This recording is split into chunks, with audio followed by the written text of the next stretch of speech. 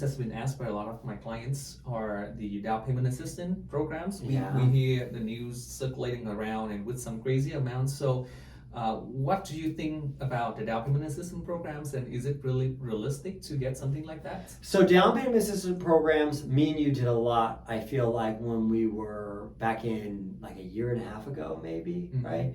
And the reason why they were so popular then is because when rates are low, down payment assistance programs are amazing because they're always going to be a higher interest rate than the average rates. I see. Always. And that makes sense. The bank is giving you more money and they're taking over the risk, right, of the property. So it's super important for them to make money somehow. Mhm. The idea, down payment assistance tries to convince you that it's very much from like the bank's heart that they're giving you these loans. Oh, I see. But they're not. They need to make money. So they're Right. just a new way for them to make money. So in order to leverage it so that they're still making a good amount of money, it's like they're like, hey, we'll give you the money for the down payment. Mhm. And most your closing costs, but your rate's gonna be much higher than an average person that has those things.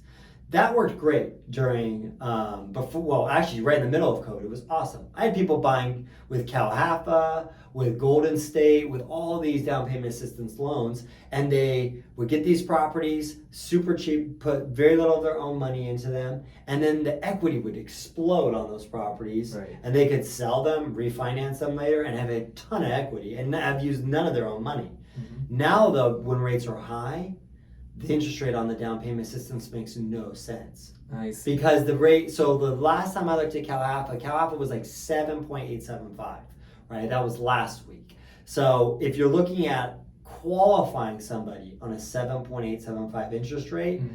that payment's so high that they're going to qualify for way less. I see. So like if you were coming into a property, FHA, 3.5% down, right, on something, I can use almost 59% of your income, right, Mhm. on that. So every $1,000 you're making, I can use $590.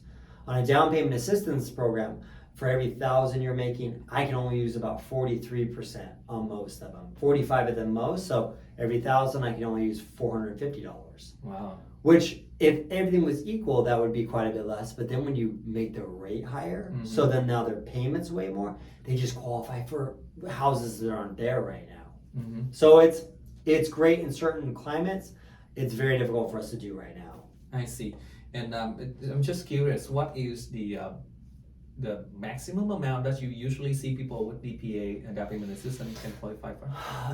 So I did one last week, and they qualified on FHA for about $680,000, and then they wanted to see them at Mhm. Calhapa, and they qualified at Calhapa for about $430,000. Oh wow. And they were understandably not thrilled I with see. that new calculation. They're like, I can't find anything for $430,000, and they were looking in San Diego. Oh, okay. So you're not. That's the disparity you're going to see in a situation like that. You're not going to find a lot when it drops that much. Maybe if prices keep coming down, Mhm. that becomes more of a viable option again. But right now, it's much better to at least come in with your down payment and then get the seller to cover all your closing costs. I see.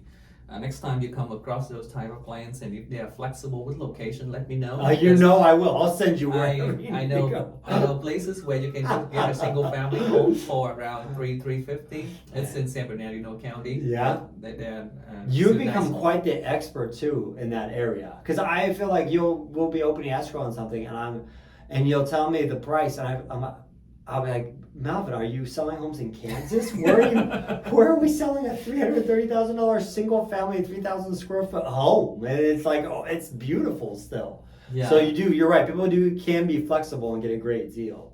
Yeah, I mean, it's hard for people to buy a home now, and if people are willing man. to do that, and this solution, Yeah. you and I, we both look for solutions. We make don't it care happen. too much about the problem, and we focus on how to get the deals done. Yeah. So that's why I always enjoy working with you.